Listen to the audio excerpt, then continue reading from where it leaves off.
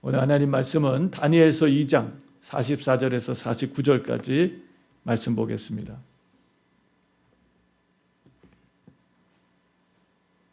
다니엘서 2장 44절에서 49절까지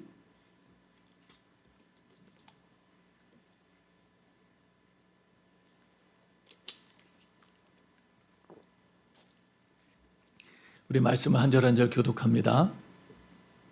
다니엘서 2장 44절에서 49절입니다. 이 열왕의 때에 하늘의 하나님이 한 나라를 세우시리니 이것은 영원히 망하지도 아니할 것이요 그 국권은 다른 백성에게로 돌아가지도 아니할 것이요 도리어 이 모든 나라를 쳐서 멸하고 영원히 설 것이라.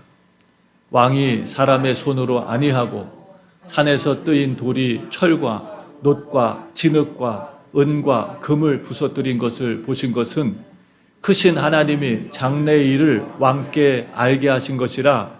이 꿈이 참되고 이 해석이 확실하니이다. 이에 느부갓네살 왕이 엎드려 다니엘에게 절하고 명하여 예물과 향품을 그에게 드리게 하니라. 왕이 대답하여 다니엘에게 이르되 너희 하나님은 참으로 모든 신의 신이시오 모든 왕의 주제시로다. 내가 능히 이 은밀한 것을 나타내었으니 내 하나님은 또 은밀한 것을 나타내시는 자시로다.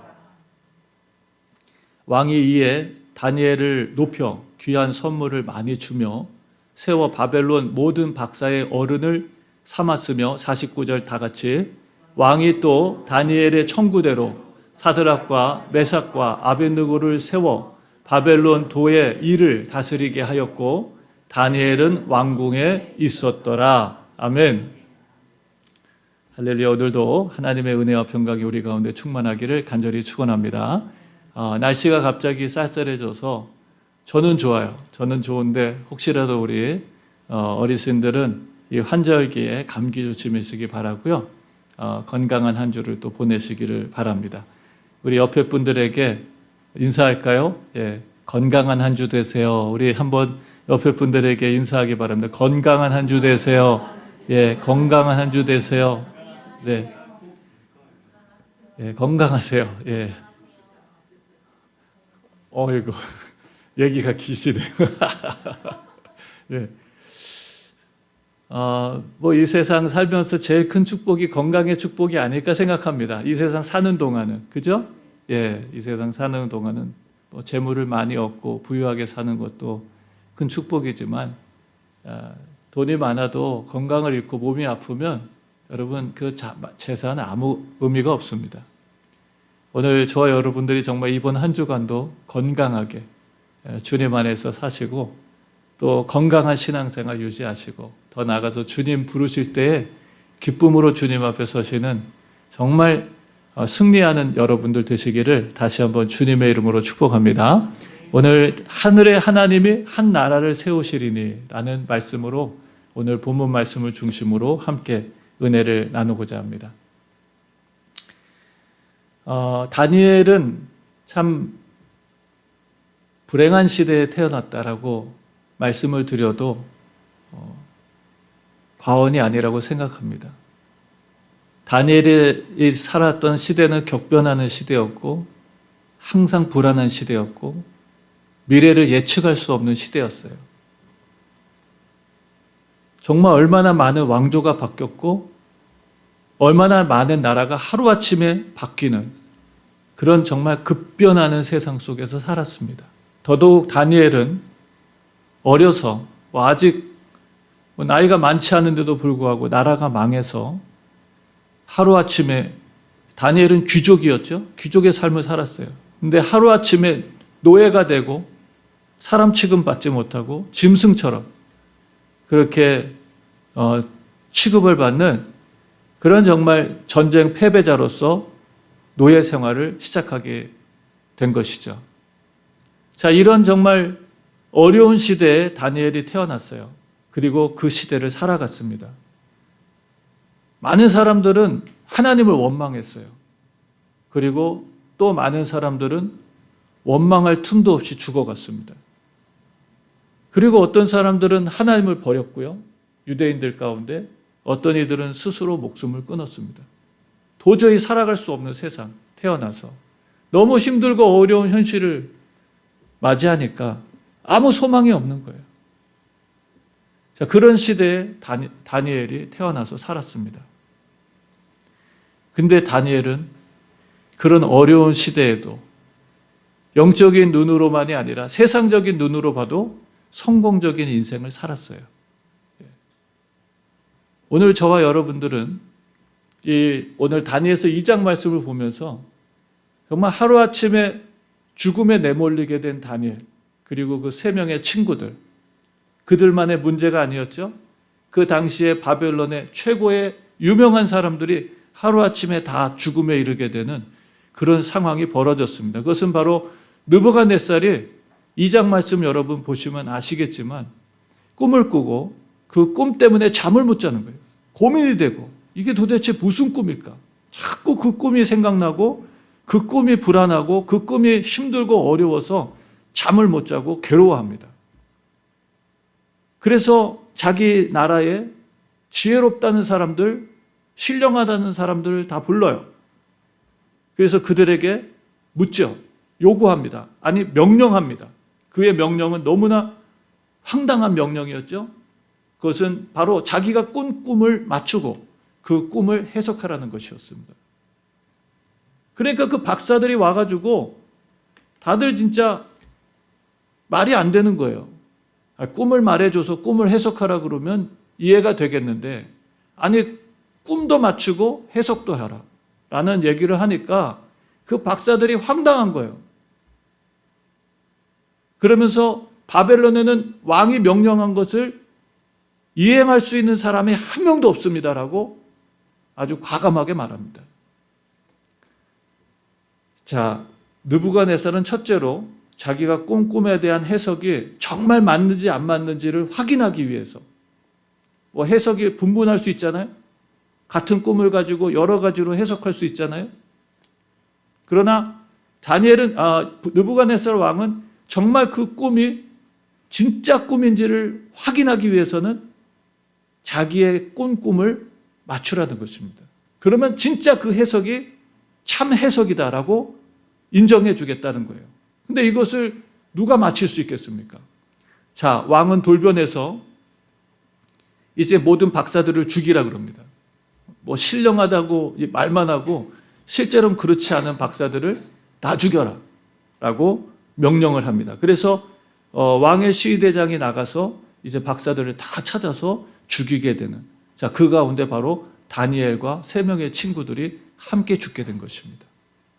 자, 이런 상황 속에서, 이런 위기 속에서, 자, 다니엘은 당황하지 않죠. 오히려 그는 하나님 앞에 이 문제를 묻고 답을 받아서 정말 이 바벨론에 그 똑똑하고 훌륭한 사람들이 많았지만 아무도 맞히지 못했던 이 왕의 꿈을 알게 되고, 더 나아가서 그 꿈을 해석해주는 그런 놀라운 일을 감당하게 됩니다. 그게 오늘 말씀이에요. 자, 그래서 이 다니엘이 드디어 하나님께 그 답을 받고 이제 그 답을 왕에게 말해주러 갑니다. 그래서 오늘 우리가 다 말씀을 나누진 않았지만 왕이 꾼 꿈이 있죠. 한 신상을 보았는데 머리는 금이고 뭐 가슴과 팔은 은이고 뭐 그 밑에는 하체는 노시고 그 밑에는 이제 발 있는 쪽은 철이고 그 다음에 발가락하고 철과 흙이 서로 섞여 있는 그런 신상을 보았다라고 얘기합니다. 그러니까 왕이 깜짝 놀라는 거예요. 왜? 누가 본 꿈이에요? 바로 자기가 본 꿈인 거예요.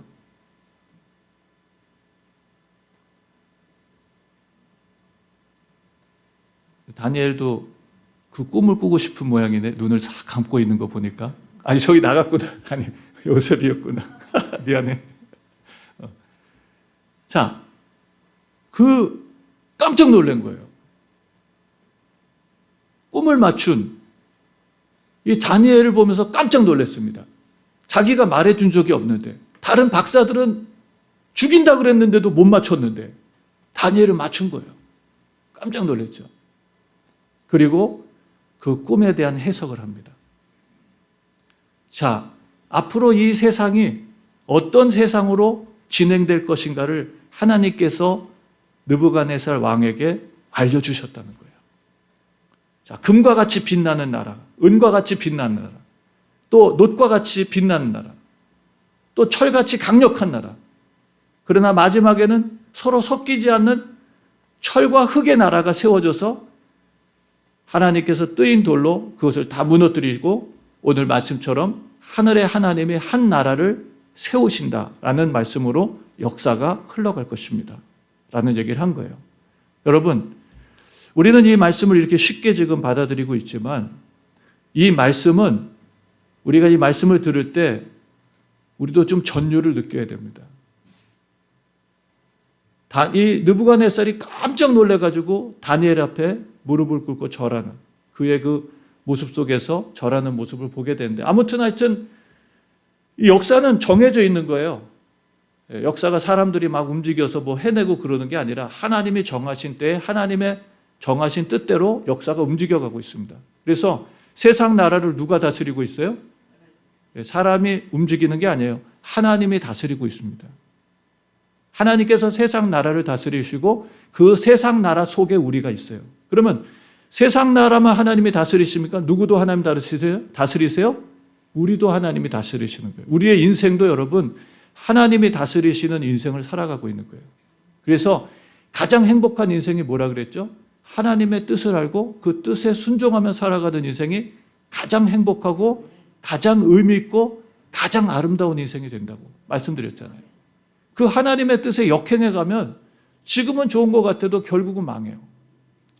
자, 그러면서 오늘 우리가 이 말씀을 통해서 하나님 주시는 중요한 메시지를 함께 듣기를 원합니다. 첫 번째 44절 말씀에 보면 이 열왕의 때라고 얘기를 합니다. 세상 나라는 흥망성쇠를 계속하면서 나라가 세워지기도 하고 망하기도 하고 부강해지기도 하고 약해지기도 합니다.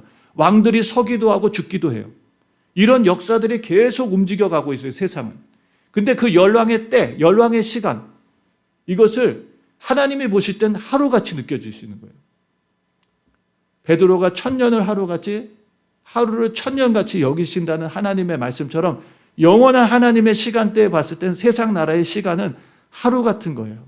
근데 열왕의 때가 있습니다. 하나님께서 정하신 시간이 있어요.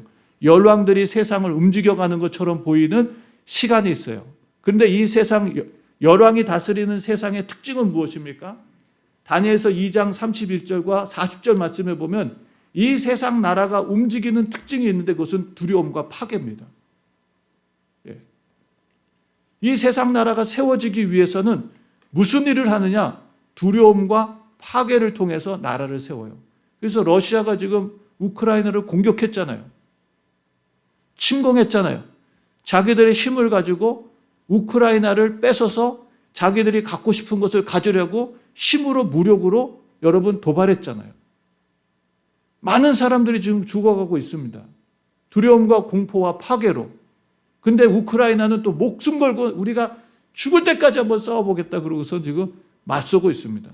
상황이 지금 이상하게 흘러가서 러시아가 생각했던 것과는 다른 방향으로 가고 있으니까 마지막 최후의 통첩을 자꾸 하죠. 자꾸 이러면 우리 못 쓴다? 예, 핵포탄 쓴다 지금 계속 말하고 쉽진 않죠. 그거 쓰면 자기도 다 죽는데 모르죠. 뭐 푸틴이 진짜 무슨 이상한 병에 걸려서 죽을 날이 얼마 남지 않았으면 너 죽고 나 죽자 그러고서 쏠지도 모르죠. 하지만 쉽게 쏠 수는 없을 거예요. 예. 하지만 지금 자기들이 가지고 있는 핵폭탄도 쓰겠다고 지금 위협하고 있습니다. 지금 전 세계에는 지구를 수십 번 파괴해도 남을 만한 핵폭탄이 있어요, 지금. 그래서 지금 핵 억제 정책을 전 세계가 지금 펼치는 거 아니에요. 자, 그런 상황 속에 살고 있는 거예요. 그러나 중요한 것은 이 열왕의 때가 있다는 거예요. 하나님이 정하신 열왕의 때가 있어요. 이 때가 끝나는 시간이 반드시 올 것입니다. 폭력과 파괴를 통해서 자신들의 목적과 야망을 이루기 위해서 세상을 위협하는 나라들이 계속 서기도 하고 무너지기도 할 것입니다. 자, 그러나 하나님의 나라가 있습니다. 자, 하늘의 하나님이 한 나라를 세우겠다. 그래서 세상 나라와 하나님의 나라가 서로 비교되는 거예요. 세상 나라는 어떻습니까? 흥하기도 하고 망하기도 하고 서기도 하고 무너지지만 오늘 말씀 속에 하늘의 하나님이 세우시는 나라는 어떻다고 말하죠? 뒤에 보니까 영원히 망하지도 아니할 것이요 그랬어요. 그러니까 하나님이 세우시는 나라는 영원히 망하지 않는 나라, 영원한 나라예요. 세상 나라는 반대로 영원한 나라가 있습니까? 없습니까? 세상 나라는 영원한 나라가 없어요. 우리도 마찬가지죠. 우리가 짓는 세상은 하나님과 무관하게 짓는 집은 영원한 집이 있을 수 없어요. 하나님과 무관하게 세우는 인생은 영원한 인생이 될 수 없어요. 반대로 우리가 하나님의 나라 백성으로 하나님의 백성으로 살아간다면 우리가 살아가는 지금 이 현재가 그냥 살다가 없어지는 하루가 아니라는 것입니다. 우리의 인생이 영원과 잇대어서 살아가는 하루하루가 되는 거예요. 저는 그렇게 믿고 있어요. 영생이라고 하는 게 오늘이 없는 영생은 없습니다. 우리는 이미 오늘을 영생으로 살아가고 있는 거예요. 예. 영생을 살아가는 사람들이에요, 우리는. 오늘 아침에도 일어나서 집사람한테 그랬어요. 정말 너무 하나님 앞에 감사하다고. 너무 감사하고 너무 행복한 거예요, 진짜. 이런 치열한 영적 전쟁 속에서도 하나님께서 이런 위로와 평안과 기쁨과 감사를 주는 게 너무 감사한 거예요. 너무 감사해요. 진짜 우리가 보이지 않는 세계 속에서는 정말 죽느냐 사느냐 하는 영적 전쟁이 지금도 일어나고 있어요. 그럼에도 불구하고 우리에게 이 하늘의 평안과 기쁨을 주셔서 이 현실의 어려움들을 넉넉히 이기고 견디게 하실 뿐만 아니라 한없는 마음의 평강과 기쁨을 주셨다는 것은 너무 감사하더라고요. 정말 아침마다 새롭다는 그 신앙의 선배의 고백처럼 정말 오늘 아침은 너무 기쁘고 감사해서 집사람한테 여보 오늘 왜 이렇게 내가 기쁘고 감사한지 모르겠다라는 그런 얘기를 했습니다. 영원히 망하지 않는 나라, 그 나라를 누가 세우셨어요? 예, 하나님 세우셨습니다. 나중에도 이제 나오지만 이거는 세상 열왕이 세울 수 있는 나라가 아니에요. 하나님이 세우셨어요. 그리고 그 국권은, 그 나라의 권세는 다른 백성에게로 돌아가지도 아니할 것이다. 그 권세는 오직 하나님의 백성들만이 누릴 수 있는, 하나님의 백성들만이 누릴 수 있는 권세고 축복이에요. 다른 백성들은 누릴 수가 없어요. 그래서 우리가 지금 살고 있는 이 세상은 흑백 논리를 굉장히 싫어하는 시대 속에 살고 있어요. 그죠? 지금 우리가 살고 있는 지금 이 포스트 모더니즘이라고는 이 시대는 흑백 논리를 굉장히 경멸하고 굉장히 싫어해요. 그러나 성경은 우리에게 오늘도 분명히 말씀하시잖아요.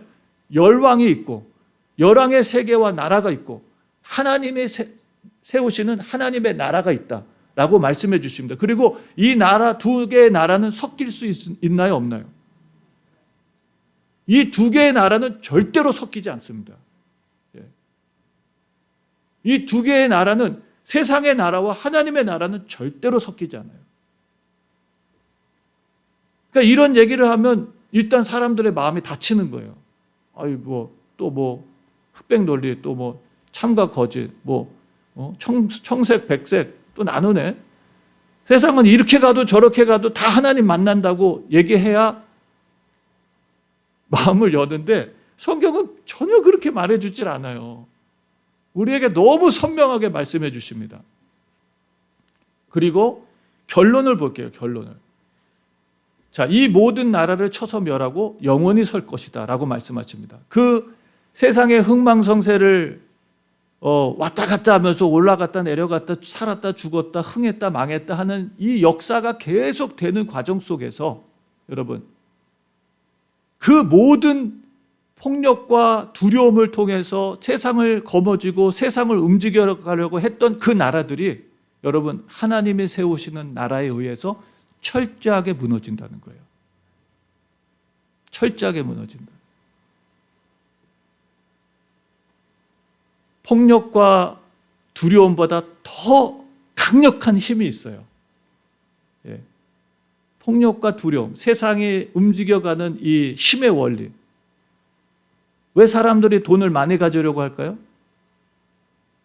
여러분, 돈에는 뭐가 있어요? 힘이 있어요. 그래서 그것을 금력이다 그럽니다. 많은 사람들이 돈 많이 가진 사람들 앞에 굴복하죠. 가난한 사람들. 요즘에 참 가진 자들이 너무 또 횡포를 부리는 것 같아서 여러 가지 마음이 불편한 것들이 많아요. 가진 자들의 횡포. 많은 사람들이 그 쉼 앞에 무릎을 꿇는 거예요. 두려움을 느끼는 거예요. 그러니까 비굴해지는 거죠. 그런데 세상의 힘보다 훨씬 더 강력한 힘이 있어요. 그래서 이따가 말씀드리겠습니다. 자, 이 하나님이 세우시는 나라가 이 열왕이 세웠던 모든 나라를 쳐서 멸하고 그 하나님의 나라는 영원히 설 거라고 말씀해 주십니다. 이 나라가 이미 세워졌어요. 아멘입니까? 예. 이 나라가 이미 세워졌어요. 예수 그리스도께서 오셔서 이 나라를 세우셨어요. 예. 우리는 그 나라 속에서 살고 있는 거예요. 이제 완성된 나라가 오죠? 언제? 예수님이 다시 오실 때.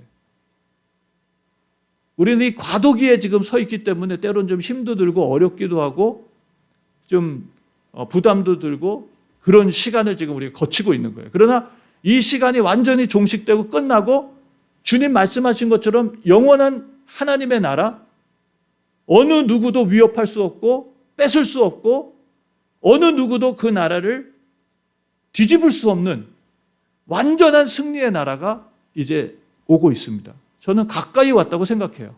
예. 그 시간이 가까이 왔다고 생각합니다. 자, 45절 말씀 봅니다. 왕이 사람의 손으로 아니하고, 자, 오늘 그 나라는, 하나님의 나라는, 하나님이 세우시는 하나님의 나라는 누구의 손으로 안 했어요? 사람의 손으로 안 했어요. 사람의 손. 이 세상의 모든 역사는 여러분 마치 사람의 생각과 계획과 의지와 노력으로 세워지고 만들어진 것 같아 보이지만 하나님의 나라는 여러분 인간의 의지와 노력과 열심으로 만들 수 있는 것이 아니에요. 하나님의 나라는 오직 하나님의 유일한 능력과 손으로 만들어지는 하나님의 작품이에요. 세상 역사는 사람이 만들어낸 작품처럼 보이지만 여러분 하나님의 나라도 하나님의 작품입니다. 하나님만이 만드실 수 있는 작품이에요. 사람의 손이 전혀 만들 수 없는 그런 나라를 하나님께서 만드시겠다고 하는 거예요. 왕이 사람의 손으로 아니하고, 하나님 어떻게 하시냐? 산에서 뜨인 돌이 그 뒤에 보면 철과 놋과 진흙, 흙, 그물, 이게 다 뭐예요? 나라들을 상징하잖아요. 이 나라들을 부서뜨린 것을 보셨다라고 했습니다. 자, 산에서 뜨인 돌. 산이라고 하면 여러분 이스라엘 백성들에게는 시온이 가장 높은 산이에요. 근데 여러분 시온이 전 세계에서 가장 높은 산인가요? 네? 전 세계에서 가장 높은 산이 어디예요? 잘하시네요. 근데 이스라엘 백성들에게는 시온이 가장 높은 산이에요. 왜 그렇죠? 시온에 누가 계시기에? 하나님이 계시에. 시온에 뭐가 있기에? 성전이 있기 때문에. 그래서 이스라엘 백성들은 성전을 향해서 예루살렘으로 향해서 갈 때마다 쓰는 표현이 있어요. 예루살렘을 향해서 성전을 향해서 올라간다 내려간다. 예, 항상 올라간다고 써요. 더 높은 곳에서 와도 항상 시온을 향해서 성전을 향해서 어떻게 한다? 올라간다 라고 씁니다. 자, 산에서 하나님께서 하나님의 성소에서 하나님의 산에서 뜨인 돌이 이 모든 나라를 부서뜨릴 것이다 라고 말씀하십니다. 뜨인 돌, 이 돌이 도대체 뭘까? 여러분 베드로는 잘 말하죠. 그래서 여기다 조금 삽입을 했습니다. 베드로전서 2장 1절에서 9절까지 우리 말씀을 한번 여기서 읽고 지나가겠습니다. 저랑 여러분들이 한 절 한번 읽어볼게요. 그러므로 모든 악독과 모든 괴율과 외식과 시기와 모든 비방과 비방하는 말을 버리고, 여러분 읽으세요. 갓난 아이들 같이 순전하고 신령한 젖을 사모하라. 이는 이로 말미암아 너희로 구원에 이르도록 자라게 하려 함이라. 너희가 주의 인자하심을 맛보았으면 그리하라 그랬어요. 자, 그다음에 4절에 보면 사람에게는 버림바가 되었으나 하나님께는 택하심을 입은 보배로 뭐가 있다고요? 산돌이신 예수에게. 자, 이 뜨인 돌이 누구예요? 예수 그리스도예요. 이 뜨인 돌이 사람들에게는 버림을 받았지만, 우리가 지난주 금요일날 말씀 봤죠? 여러분, 예수님께서 자기가 인자 되시고 메시아 되신 것을 제자들에게 드디어 설명해 주잖아요. 그죠? 그러면서 죽고 고난받고 죽고 다시 살 것이다, 부활할 것이다 라는 말씀을 하니까 베드로가 말리잖아요. 바로 전에는 주는 그리스도십니다라고 고백했는데, 그 다음에 예수님께서 인자가 이런 사명자의 길을 가야 된다고 얘기하니까 말리잖아요. 왜 그랬죠? 예? 예, 하나님의 일이 아니라 사람의 일을 생각했기 때문이죠. 하나님의 일은 뭐예요? 예수님이 고난받고 죽으셔서 인류를 구원하는 하나님의 뜻을 이루는 거예요. 그러나 인간의 뜻은 뭐예요? 세상적인 왕이 돼서 지금 이렇게 고통받고 힘들어하는 사람들 도와주는 거예요. 그게 현실적으로는 메시아라고 생각한 것입니다. 유대인들이 다 같이 생각하고 있었던 메시아는 현실적으로 이 어려움과 고통의 시간에서 구원해 주기를, 그래서 로마의 압제에서 해방받게 하시고 경제적인 가난에서 부유하게 해주시고 영적인 하나님의 은혜를 덧입는 그런 이스라엘을 다시 회복하는 것이 메시아가 하는 일이라고 생각했던 거예요. 근데 예수님은 그렇게 오시지 않았어요. 그러니까 베드로가 방금 전에 그렇게 칭찬받는 신앙의 고백을 했는데도 불구하고 예수님께서 베드로를 향해서 뭐라 그래요? 사단아, 내 등 뒤로 물러가라. 내가 하나님의 일을 생각하지 아니하고 도리어 사람의 일을 생각한다 하시면서 주님 말씀하시잖아요. 아무든지 나를 따라오려거든 자기를 부인하고 자기 십자가를 지고 나를 쫓아라. 자기 생명을 구원하고자 하는, 목숨을 구원하고자 하는 자는 잃어버릴 것이요, 나와 및 복음을 위해서 목숨을 버리는 자는 어떻게 한다고요? 살 것이다 라고. 온 천하를 얻고도 목숨을 잃으면 그게 무슨 의미가 있겠느냐라는 말씀을 통해서 우리에게 이 땅에 있는 생명이 어떤 보물보다도 귀하고 값진 것이지만 더 중요한 것은 우리에게 이 세상의 생명보다 영원한 생명이 더 값지고 중요한 것이라고 말씀해 주셨어요. 오늘 예수님도 산돌로 오셨지만 사람들에게는 버려졌어요. 왜? 왜 그랬어요? 사람들의 생각에는, 평가에는 예수님이 하시는 사역이 자랑스러운 일이었어요? 부끄러운 일이었어요?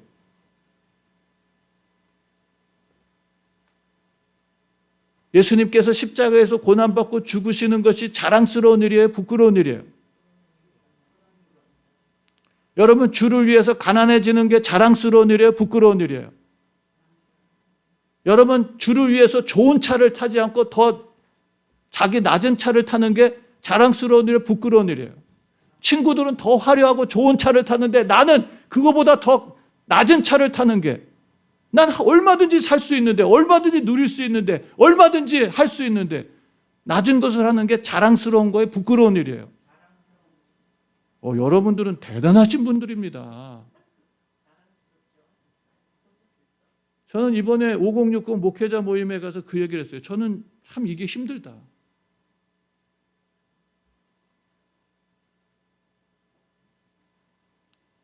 나는 아직도 이게 자랑스럽게 잘 안 느껴진다.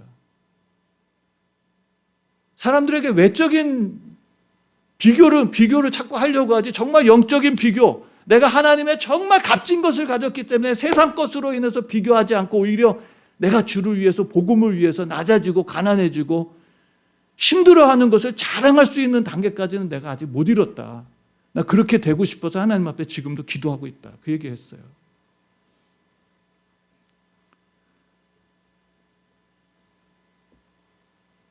바울이 고린도 교회를 향해서도 말했죠.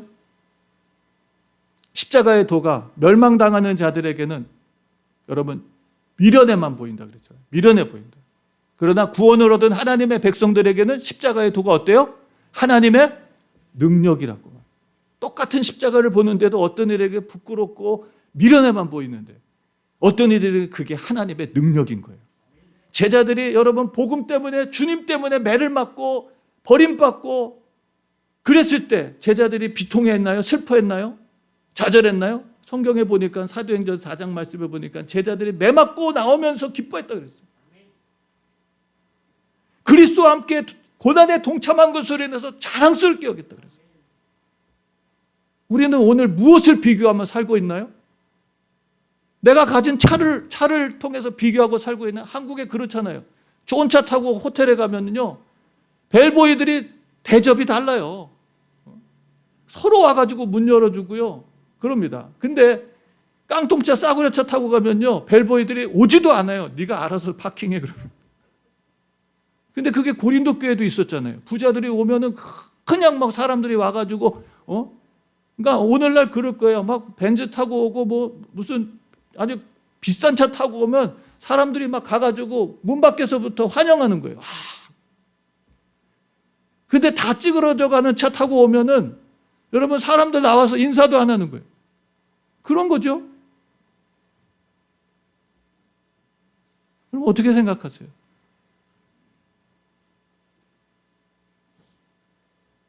오늘 우리가 이 생각 바꿔야 돼요. 무슨 차를 타고 오든 그 영혼은 다 주님 안에서 값진 분들이에요. 내가 어떤 옷을 입었든 상관없어요. 내가 어떤 집에서 살든 상관없습니다. 하나님은 우리를 보배롭고 존귀히 여기며 사랑하는 하나님의 자녀들입니다. 내가 그런 하나님의 은혜와 사랑을 입었다면 내가 만나는 모든 사람들도 소중한 거예요. 아멘이십니까? 예. 주님이 보배로운 산돌이 되셨어요. 예수님께서. 그러면서 너도 산돌같이 신령한 집으로 세워지고 예수 그리스도로 말미암아 하나님이 기쁘시게 받으신 신령한 제사를 드리는 거룩한 제사장이 되라 그럽니다. 산돌의 은혜를 깨달으면요, 우리가 이제 신령한 제사를 드리는 뭐가 돼요? 거룩한 제사장이 되는 거예요. 목사님들만 제사장 아닙니다. 여러분 모두가 다 여러분 9절 말씀에 우리가 이따가 보겠지만 왕 같은 제사장들입니다. 여러분 모두가 다 왕 같은 제사장들이에요. 우리가 하나님 앞에 예배드릴 때 이런 정신을 가지고 예배를 드려야 됩니다. 제가 우리 아이들한테도 얘기해요. 야, 너희들 교회에서 책임 맡았으면 너희들 다른 선생님보다 더 일찍 가라. 가서 준비해라. 최소한 그게 너 사회생활하고 직장생활에도 직장의 책임자들이 먼저 가서 준비하고 일하지. 시간 맨날 늦고 맨날 안 오면 그러면 직장생활 계속 할 수 있겠습니까, 여러분? 못하죠. 쫓겨내죠. 아니 그 정도는 상식 아닙니까? 여러분 어떻게 생각하세요? 제가 과하게 생각하는 거네요. 우리가 이제는 하나님 앞에 거룩한 제사장이 되는 거예요. 성경에 기록됐듯이 보라 내가 택한 보배로운 요긴한 모퉁이 돌을 시온에 두었다. 시온 이미 말씀드렸죠. 산이에요. 하나님이 세우신 산. 저를 믿는 자는 부끄러움을 당하지 않을 것이다. 믿음이 도대체 뭡니까? 저들을 믿는 자는 부끄러움을 당하지 아니하리라 그러는데 믿음이 도대체 뭔가요? 7절. 그러므로 믿는 너희는 보배이나 믿지 아니하는 자들에겐 건축자의 버린 그 돌이 모퉁이 돌의 머릿돌이 되었다. 뭐가 되느냐? 8절. 또한 부딪히는 돌 거치는 반석이 되었다. 예수님이 어떤 이들에게는 생명에 이르는 축복의 돌이 되었지만 어떤 이들에게는 부딪히고 거치는 돌이 되어버렸어요. 뒤에 나오죠. 저희가 말씀에 순종치 아니함으로. 믿음이 뭔가요? 내가 믿습니다. 그게 믿음인가요? 주님은 나의 위대한 하나님이십니다. 아무리 아름다운 형용사와 미사고를 써서 하나님을 찬미하고 경배해도 하나님 말씀에 순종하지 않으면 그 믿음은 다 가짜예요. 여러분, 좀 너무 과격하게 말씀드려서 죄송하지만 저는 강대상에 설 때마다 생각하는 게 있어요. 뭐냐? 오늘이 내 마지막 설교다라고 생각합니다.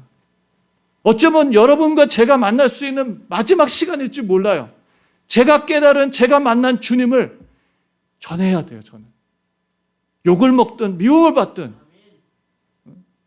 핍박을 받든 내가 만난 주님, 나를 부르신 주님, 당신의 모든 것을 희생하셔서 나를 그 영원한 하나님의 나라로 초대하시고 불러주신 그 주님의 복음을 전해야 됩니다. 세상의 얄팍한 싸구려 미사고를 통해서 사람들의 마음을 환심을 사려고 할 마음은 전혀 없어요. 근데 이게 하나님 정하신 거래요. 우리가 살고 있는 이 시대, 빨리 말씀을 빨리 끝내야 되겠네요. 자, 오직 너희는 택하신 족속이요 왕 같은 제사장들이요 거룩한 나라요 그의 소유된 백성이니 이는 너희를 어두운 데서 불러내요. 어두운 데가 어디였어요? 세상 나라에서 살던 우리를 불러내셨어요. 그의 기이한 빛에 들어가게. 그의 기이한 빛이 어디예요? 하나님이 세우신 영원한 나라 들어가게 하셨어요. 그게 우리예요. 우리가 해야 될 일은 뭐냐? 이 아름다운 덕을 어떻게 하라고요? 선전하게 하려 하시는 거예요. 전하게 하는 거예요. 말로만이 아니라 삶을 통해서. 자, 철과 놋과 진흙과 은과 금을 다 부서뜨렸어요. 세상에 이 나라를 세우는 원리는 폭력과 두려움으로 세웠지만 뜨인 돌, 사람의 손으로 하지 않고 하나님께서 사용하신 산에서 뜨인 돌로 만드신 나라는 세상 나라의 원리와 정반대 어떤 나라입니까? 사랑과 희생과 섬김으로 세운 나라예요. 근데 이 나라를 폭력과 두려움으로 세운 나라가 이기지 못해요. 결국 이 사랑과 희생과 섬김으로 세우신 하나님의 나라가 이 세상의 모든 나라를 다 무너뜨리게 돼 있어요. 결론입니다, 그게. 하나님은 이 나라를 세우셨고 예수 그리스도를 통해서 완성하셨고 그 주님을 통해서 우리를 불러주셨어요. 우리는 그 나라의 백성입니다. 아멘. 자, 이제 이 얘기를 듣고 이 얘기를 하나님이 장래의 일을 왕에게 알게 하셨다 그랬어요. 장래의 일. 요번에 복권이 사상 초유로 지금 많이 올라갔죠? 요번에 됐나요? 아직도 안 됐어요? 장로님 하나 사셨어요? 뭐 하고 계세요? 네? 그거 사실 돈이 없으셨구나. 아이고.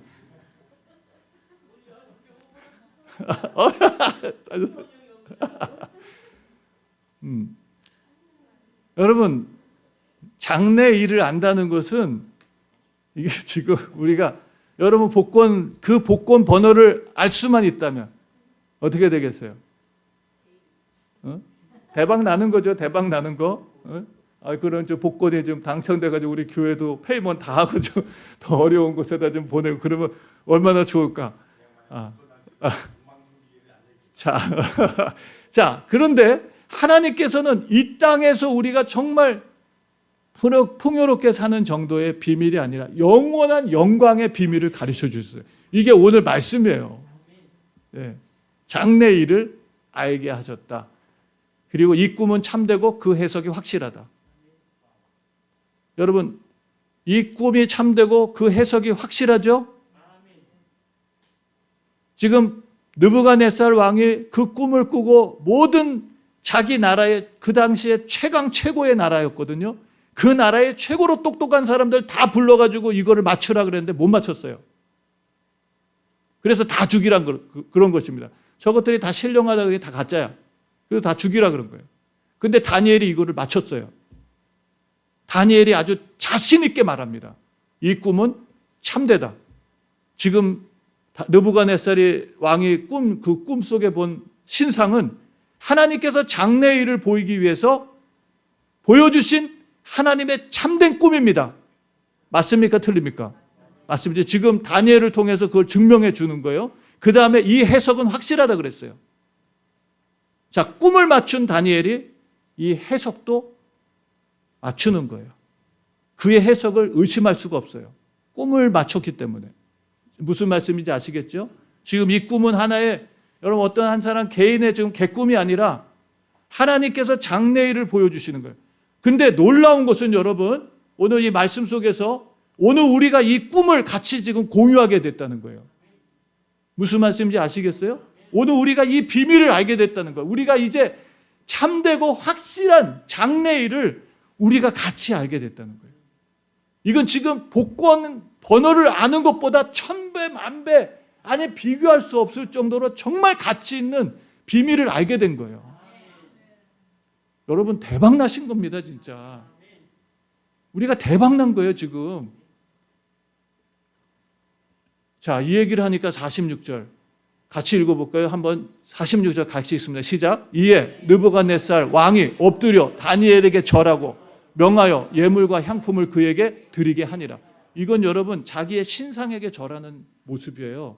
다니엘을 마치 신처럼 여기면서 다니엘이 그 꿈을 마치고 그 꿈의 해석을 하니까 여러분 지금 마치 하나님 만난 것처럼 이 느부갓네살이 도대체 누굽니까?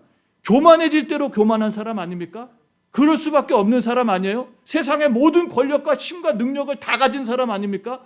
그러니까 박사들도 하루아침에 다 죽여버리라 그러잖아요. 그런 힘을 가지고 있는 절대 권력을 가지고 있는 사람입니다. 저도요 아마 그 위치에 가면 100% 교만해질 것 같아요. 저는 의심하지 않아요. 제가 워낙 교만한 사람이기 때문에 지금도 하나님 앞에 기도해요. 하나님 제발 겸손하게 좀 해주세요. 예, 제발 겸손하게 좀 해주세요. 100번 1000번 죽었다 깨어나도 하나님 앞에 좀 겸손하게 해주세요. 그 기도를 지금도 드려요. 제가 진짜 이 느부갓네살이었다면 정말 세상의 아나무인일 것 같아요. 그런데 이 느부갓네살 왕이 여러분 이 다니엘에게 어떻게 합니까? 엎드렸어요. 저는 이 말씀을 보면서 진짜 막 온몸에 소름이 돋았어요. 하나님이 하시는 일은 세상으로 무릎 꿇게 하시는 일이구나. 아무리 초라해 보이고 별 볼 일 없는 사람도 하나님께서 들어서 쓰시면 세상에 교만한 자도 무릎 꿇게 되는구나. 오늘 우리가 그런 하나님의 사람 되기를 주의 이름으로 축원합니다. 왕같은 제사장으로 세우셨잖아요. 예. 다니엘에게 절을 했어요. 명하여 예물과 향품을 그에게 드리게 하니라.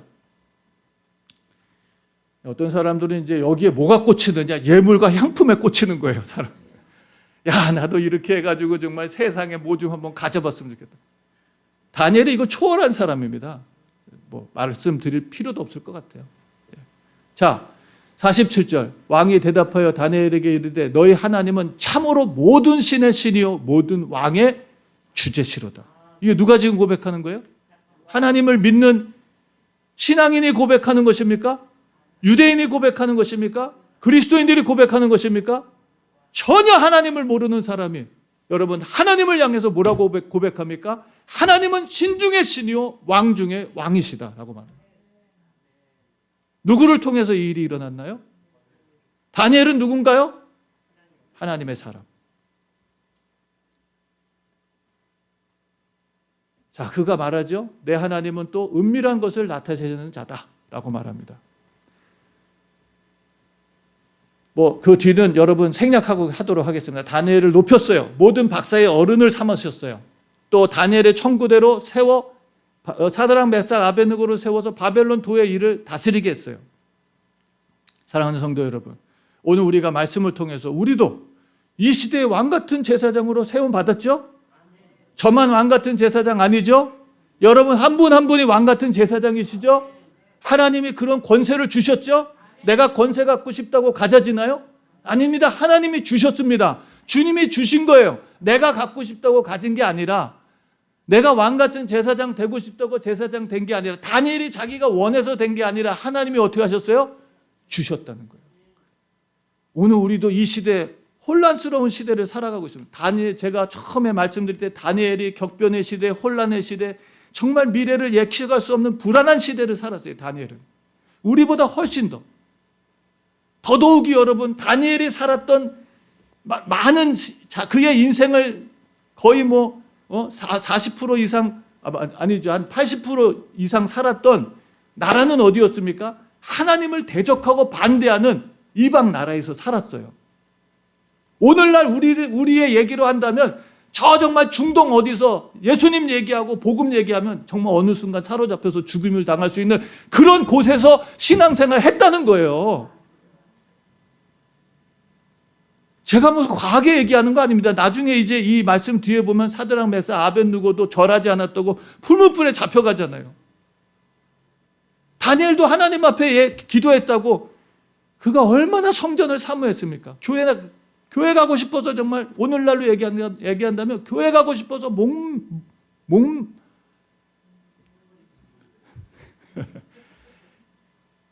말씀 안 드려도 다 아시네요. 그러니까 그가 가지는 못하고 예루살렘 성전을 향해서 기도하잖아요. 하루에 3번씩. 그것 때문에 사자굴에 들어가잖아요.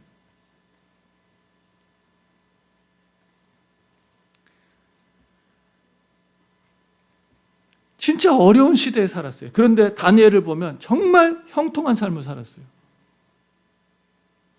사랑하는 성도 여러분, 오늘 말씀을 정리할게요. 저와 여러분들 이 말씀을 보면서 오늘 다니엘서 1장 8절 말씀을 봐야 됩니다. 다니엘은 뭘 정했어요? 뜻을 정하셔야 돼요. 여러분들도 뜻을 정하셔야 됩니다. 무슨 뜻을 정해요? 예수 믿어서 성공해야 됐다. 그런 뜻이 아닙니다. 내가 하나님의 사람이 되겠다는 뜻을 정하셔야 돼요. 다니엘이 정한 뜻이 무엇입니까? 왕의 진미와 포도주. 이게 세상의 성공의 하나의 단적인 모습 아닙니까? 이게 왕의 진미와 포도주를 먹고 산다는 게. 근데 다니엘은 그것으로 자기를 더럽히지 않기로 뜻을 정했다는 거예요. 세상이 정하는 뜻과는 정반대의 뜻을 정한 거예요. 하나님의 사람이 되기 위해서 세상이 추구하는 반대를 정했다는 거예요. 이게 쉬운 일이 아니죠.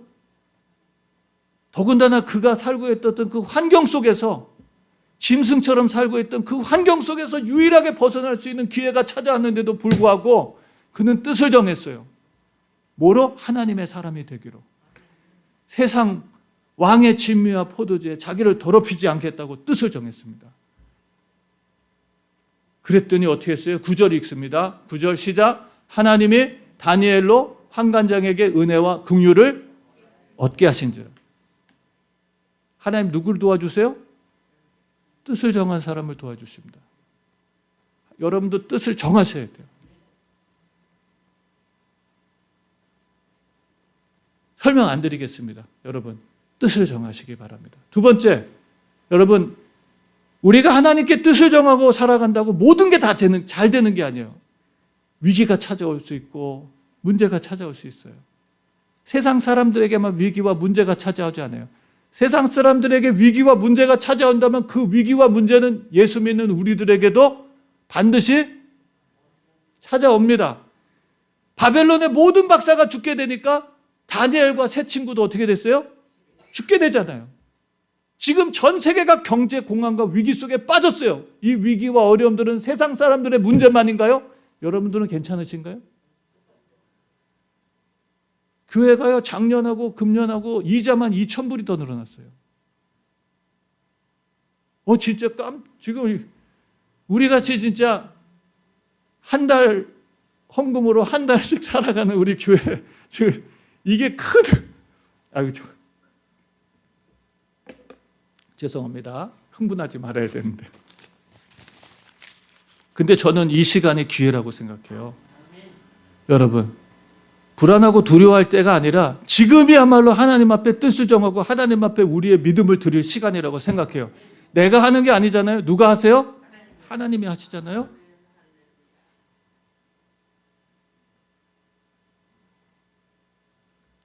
저는 우리 교회를 통해서 너무나 그걸 정확하게 봤기 때문에 저는 무슨 돌아서 얘기할 필요가 없어요. 교회를 통해서 하나님이 행하신 일을 보면 진짜 우리가 할 수 없는 일을 하나님이 하셨어요. 여기까지 온 것 자체가.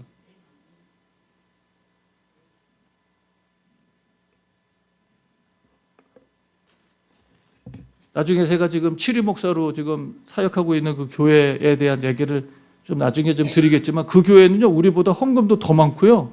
교회 빚도 더 적어요. 근데도 맨날 돈 없다고. 장로님, 목사님, 저는 믿음이 없어서 그런지 모르겠는데요. 교회 지금 지방의 목사님들이 가셔서 그 교회 설교해 주시고 돌아가면서 지금 섬겨 주시는데 아직 차비도 안 줘요. 그래서 제가 걱정이에요. 담임 목사님 오시면 어떻게 생활비 드리려고 하나.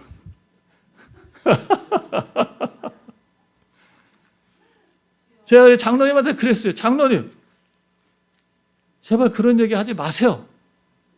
우리 교회는요, 장로님 교회보다 헌금도 적고 교인도 적고 빚은 더 많은데 우리 교회는요, 장로님네 교회보다 상회비 더 많이 드리고요, 선교비 더 많이 드리고 있어요. 근데 그 일이 뭐 우리가 한 겁니까? 제가 한 겁니까? 여러분 하신 것입니까? 근데 저는 분명히 믿어요. 뭘 믿냐? 여러분들의 그 귀한 헌신과 희생과 눈물이 있었기 때문에 거기에 하나님의 역사가 일어난 거예요. 아무것도 없는 곳에서 된 게 아니라 누군가 희생하고 헌신하고 하나님 앞에 믿음을 드렸기 때문에 거기에 역사가 일어난 거예요. 기적이 일어난 거예요. 다니엘이 어떻게 합니까? 이 위기의 앞에서 다니엘과 하냐냐와 미사엘과 아사랴에게 이 일을 구합니다. 지금 우리 큰일 났다. 우리 죽게 됐다. 그러면서 뭐라고요? 하늘에 계신 하나님, 바벨론의 박사들과 함께 죽임을 당하지 않기를 하나님한테 뭐하게 했어요? 구하게 했다 그래요. 기도하게 했다는 거예요. 기도하게 했다는 거예요.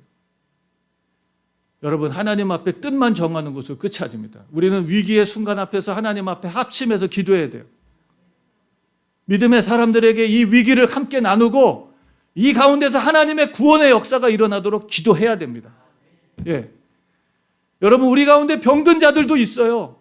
우리 믿음의 가족들 가운데 지금 좀 힘든 병, 고침받기 힘든 병에 걸려서 지금 힘들어하는 분도 계세요, 여러분. 우리가 내일 아니니까, 내 부모님 아니니까 그러시지 마시고요. 함께 기도해야 됩니다. 그래서 그분들이 주님을 정말 만나서 주님 앞에 나와야 돼요. 하나님 정말 살아계시구나.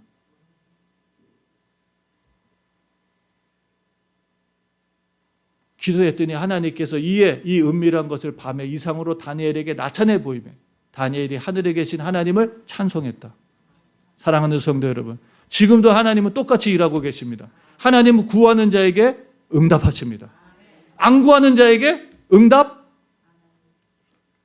예, 여러분 스스로 답하시면 됩니다. 네, 구하는 자에게 응답하시고 찾는 자에게 보여주시고 두드리는 자에게 열어주십니다. 주님 말씀이 분명하죠? 두 사람이 합심하여 기도하면 하늘에 계신 아버지께서 반드시 응답해 주시겠다 약속하셨어요. 제가 자주 말씀드리잖아요. 개인 기도도 중요해요. 하지만 우리가 지금은 합심해서 기도해야 될 때예요. 영적인 공격이 심각합니다. 그러니까 우리가 깨어서 같이 기도하고 여러분 이 위기가 기회로 보일 수 있는 믿음이 찾아올 때까지 기도하셔야 돼요. 기회로 보여야 돼요. 지금이. 하나님께서 새 일을 행하시고 새 역사를 일으키실 지금 적기다. 이 위기가, 이 어려움의 시간이 정말 하나님이 역사하실 가장 좋은 때다. 그 믿음 가지시고 오늘 하나님의 나라 세우시는 이 나라, 하나님의 나라 백성으로 여러분 죽어서만 가는 하나님 나라가 아니라 여기서부터 바로 지금 이곳에서부터 여러분의 가정에서 교회 안에서 여러분의 직장에서 학교에서 여러분 하나님 나라 백성으로 하나님께 뜻을 정하고 그의 은혜와 능력을 덧입고 살아가는 하나님의 백성들 되시기를 주의 이름으로 축원합니다. 우리 시간 기도하겠습니다. 오늘 말씀 생각하면서 하나님 오늘 하나님의 영원한 나라의 백성으로 지금부터 살게 해주세요. 하나님 앞에 부끄럽지 않고 세상 앞에 부끄럽지 않은 오히려 우리를 통해서 세상이 하나님의 살아계심을 찬송하고 하나님께 영광 돌릴 수 있는 세상의 교만이 무릎 꿇게 되는 그런 하나님의 역사를 드러낼 수 있는 주의 사람들 되게 해달라고 이 시간 함께 통성으로 기도합니다. 전능하신 하나님 아버지 감사합니다. 하나님께서 귀한 은혜와 사랑 베풀어 주셔서 하나님 예수 그리스도를 통해서 이미 우리에게 영원한 나라